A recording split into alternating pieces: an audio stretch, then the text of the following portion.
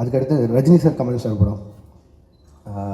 அதை பற்றியும் நிறையா விமர்சனங்கள் போயிட்டு இருந்தது. என்ன எது கிளாரிட்டி இல்லாமல் அதை பற்றியும் என் சைட்லேருந்து ஒரு கிளாரிட்டி கொடுத்துணுன்னு ஆசைப்பட்டேன்.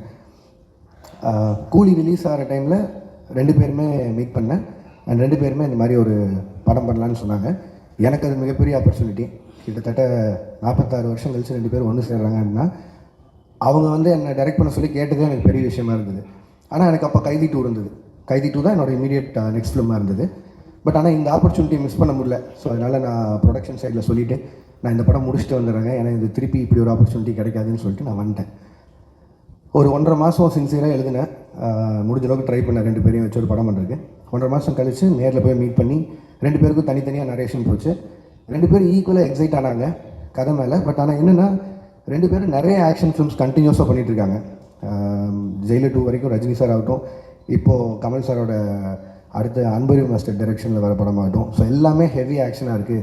திரும்பவும் கேப் இல்லாமல் இன்னொரு ஆக்ஷன் போகணுமாங்கிறது அவங்களுக்குள்ள ஒரு கேள்வியாக இருந்து. அண்ட் 2 பேரும் ஒரு லைட் ஹார்ட்டட் ஃபிலிமாக எதிர்பார்த்துட்டு இருக்காங்கிறது தான் எனக்கு அது மூலிமா தெரிஞ்சு 2 பேரும் சொன்னாங்க.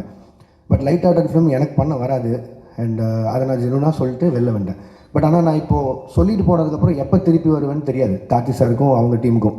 ஸோ அதனால் அவருக்கு கைதி 2 இருந்த ஸ்லாட்டுக்கு இன்னொரு டைரக்டர் கொடுத்தாரு. இதுதான் ஆக்சுவலாக நடந்தது.